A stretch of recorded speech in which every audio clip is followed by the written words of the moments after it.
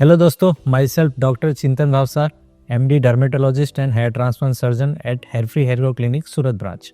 आज हम बात करेंगे एक केस स्टडी के बारे में जो कि वैसे तो बहुत नॉर्मल है। जो मैं ये बोल सकता हूँ कि पहले हमारे पास जो पेशेंट्स आते थे वो काफ़ी बालनेस लेके आते थे, लेकिन जैसे जैसे जो हम लोग प्रैक्टिस में देखते जा रहे हैं आजकल कम बालनेस लेके पेशेंट ज्यादा आते हैं। तो आज का जो पेशेंट है वो भी ग्रेड 3 बालनेस का है, मिस्टर आलम। इनके फोटोग्राफ्स में पहले आपको बताना चाहूंगा। आज की डेट में आप अपने आसपास देखोगे तो ज्यादातर लोग आपको ये बालनेस में दिखेंगे और सबसे ज्यादा वरी भी यही वाले लोग रहेंगे। मीन्स जहाँ पे हेयरफॉल होना स्टार्ट हुआ और वो दुनिया भर की मेडिसिन, बहुत सारी चीज़ें जो भी मार्केट में अवेलेबल है वो ट्राई करते हुए दिखेंगे। और यही लोग हैं जो ट्रांसप्लांट के लिए भी सबसे ज़्यादा मोटिवेट होते हैं, क्योंकि हम ये देख रहे हैं क्योंकि सेलिब्रिटी हो गए, एक्टर्स हो गए, मॉडल हो गए, ये स्टेज में सबसे पहले ट्रांसप्लांट करवाते हैं और अपना हेयरलाइन एक बोल्ड करवा लेते हैं। तो आज के जो हमारे पेशेंट है मिस्टर आलम, उनका भी जो है वो ग्रेड ऑफ जो बालनेस है जिसको हम लोग बोलते हैं नॉर्वुड्स पैटर्न जो क्लासिफिकेशन में, वो ग्रेड 3 बालनेस है। ग्रेड 3 में क्या होता है कि जो हमारे जो कॉर्नर है वो अब जा चुके हैं, हेयरलाइन थोड़ी ऊपर चली जाती है और अगर आप देखोगे तो क्राउन वाला जो पार्ट है वहां पे थिनिंग होना स्टार्ट हो जाता है। तो ग्रेड 3 बालनेस का जो ये पैटर्न रहता है वो हम लोग आज की डेट में सबसे ज्यादा केसेस यही पैटर्न में देखते हैं, जहाँ पे आइडियल भी बोल सकते हैं, जहाँ पे ट्रांसप्लांट रेकमेंडेड है, क्योंकि ग्रेड 1 और 2 में हम लोग यूजुअली रेकमेंड नहीं करते हैं। जहाँ पे ग्रेड 3 होना स्टार्ट होता है और वहाँ पे एक्टिव हेयर ट्रांसप्लांट की रिक्वायरमेंट भी होती है। लेकिन यही एक ऐसा केस भी है जहाँ पे मैं ये बोलूंगा कि ट्रांसप्लांट के बाद मेडिसिन की रिक्वायरमेंट भी सबसे ज्यादा रहती है, क्योंकि हम लोग जो बाल्ड एरिया हो गया है उसको तो ट्रांसप्लांट से हम लोग ठीक कर सकते हैं, लेकिन जो एग्जिस्टिंग हेयर है उसको बचाने के लिए आपको मेडिसिन खानी पड़ेगी। तो अगर मेरे को कोई पेशेंट ये बोलता है कि सर ट्रांसप्लांट के बाद कब तक मेडिसिन लेनी पड़ती है और क्या मेडिसिन बहुत लंबे टाइम तक लेनी पड़ती है, तो मैं ये बोलूँगा कि अगर आप ग्रेड 3-4 के कैटेगरी में फॉल करते हो तो आपको ट्रांसप्लांट के बाद लंबे टाइम तक मेडिसिन लेनी पड़ती है। और अगर आप ग्रेड 6-7 में जाते हो तो मैं ये बोलूँगा आपको मेडिसिन कम से कम टाइम तक लेनी पड़ेगी, क्योंकि जो मेडिसिन PRP है ये आपके ट्रांसप्लांट के बाद एग्जिस्टिंग हेयर के लिए सबसे ज्यादा जरूरत रहती है, ना कि ट्रांसप्लांटेड बालों के लिए। तो मिस्टर आलम की केस स्टडी के बारे में आपको मैं बताता हूँ। ग्रेड 3 बालनेस है, फ्रंट उनका डिस्टर्ब हो चुका है, क्राउन उनका थिनिंग हो गया है। हमारे पास ये कंसल्टेशन के लिए आए थे, हमने उनको ट्रांसप्लांट सजेस्ट किया है, प्लस मेडिसिन एंड PRP उनके एग्जिस्टिंग बालों के लिए हमने सजेस्ट किया है। आप क्राउन में भी देख सकते हो, यहाँ पे इनका थिनिंग हो चुका है, तो हम लोगों ने इनका प्लान किया।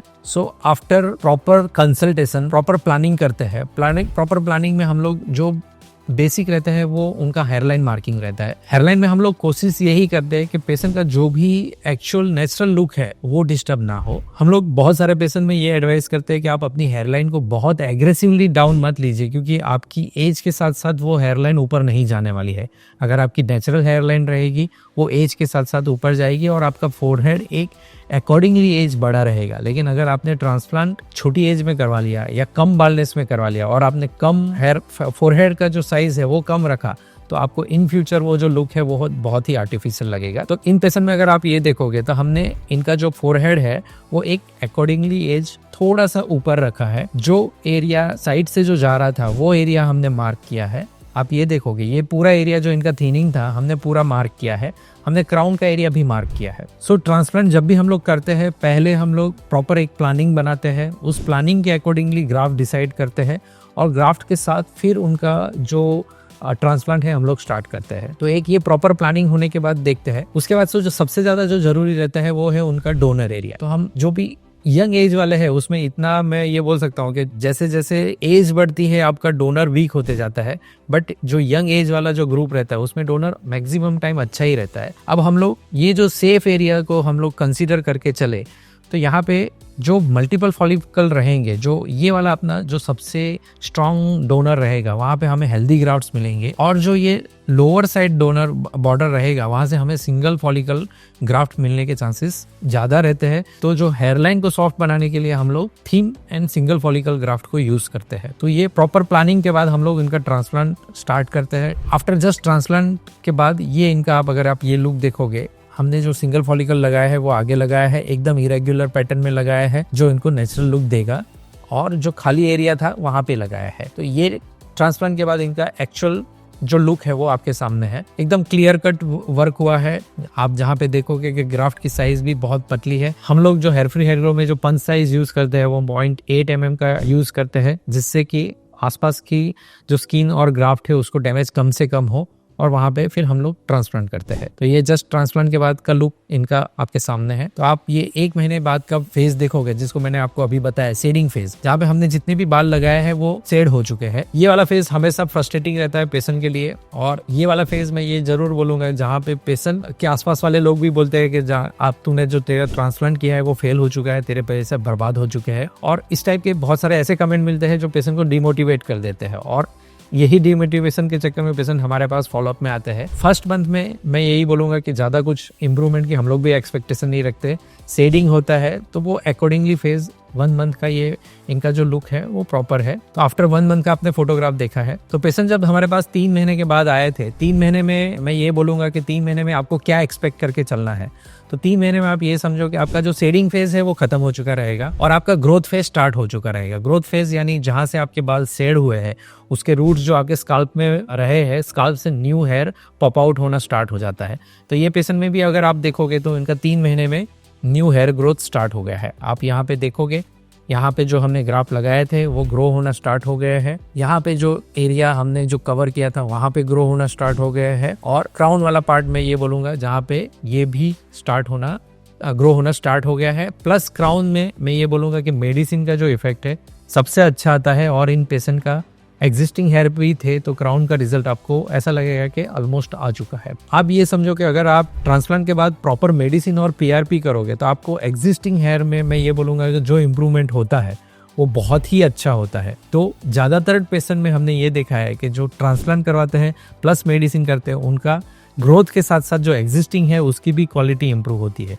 उसके बाद ये पेशेंट की अगर बात करें तो मैं इनका सीधे जो फाइनल इनका जो विजिट हुआ था, जो कि मैं ये बोलूंगा 6 मंथ में हमारे पास आए थे। फाइनल विजिट में अगर आप ये देखोगे उनका जो एक नेचुरल लुक के हिसाब से हेयरलाइन बन गया है। जो उनका रिजल्ट जो हमने प्लानिंग किया था उसी अकॉर्डिंगली हेयरलाइन इनका बना हुआ है। आप अगर ये एरिया देखोगे जहाँ पे हमने प्रूफिंग ट्रांसप्लांट किया था वहाँ पे भी प्रॉपर एक रिजल्ट आ गया है। वहाँ पे हमने ग्राफ्ट कम लगाए थे, लेकिन जो एग्जिस्टिंग हेयर और जो हमने ग्राफ्ट लगाए थे उसका जो ग्रोथ आया है उससे अगर आप ये देखोगे पूरा जो ग्रोथ है उनका मैच हो गया है।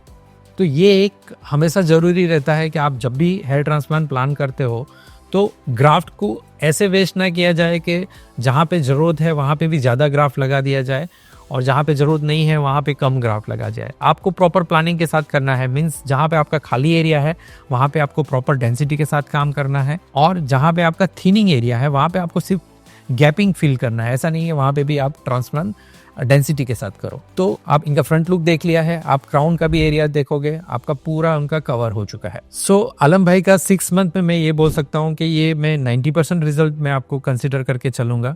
अभी जो आगे के 2-3 महीने हैं उनमें उनका और जो हेयर की क्वालिटी है वो इम्प्रूव होगी, और लुक जो है वो प्रॉपर होगा। अगर आप इनके बिफोर आफ्टर फोटो भी कंपेयर करके देखोगे तो आपको समझ में आ जाएगा। ये इनका एक वीडियो, छोटा सा वीडियो है, आप इनका जो प्रॉपर जो लुक है वो आप ये देख सकते हो। सो आलम भाई की केस स्टडी के हिसाब से मैं सिर्फ आपको ये बताना चाहूँगा कि बहुत बार आप स्टार्टिंग स्टेज ऑफ बालनेस में हो, starting stage patient hair loss की बहुत सारे ट्रीटमेंट करते हैं, लेकिन हेयर लॉस की ट्रीटमेंट से उनका जो हेयरलाइन है वो कवर नहीं होने वाला है। इस टाइप के स्टेज में आप अगर ट्रांसप्लांट करवाते हो तो आपको एक बोल्ड लुक मिल जाता है और आपकी पूरी पर्सनालिटी चेंज कर सकता है। प्लस अगर आपका हेयर फॉल हो रहा है तो आप हेयर लॉस की मेडिसिन लीजिए, मेडिसिन और पीआरपी लोगे तो आपके एग्जिस्टिंग हेयर भी इम्प्रूवमेंट होंगे, और जिसके साथ आपको प्रॉपर एक बोल्ड लुक मिलेगा और अच्छा लुक आ जाएगा। सो उम्मीद करता हूँ आज का ये आलम भाई का केस स्टडी आपको पसंद आया होगा। इसी टाइप की केस स्टडी हम हमारे चैनल पे लाते रहते हैं। अगर आपको इसी टाइप के केस देखते रहना है तो हमारे चैनल को सब्सक्राइब करिए, वीडियो को लाइक करिए और अपने दोस्तों के साथ शेयर करिए। तब तक के लिए जय हिंद, जय भारत।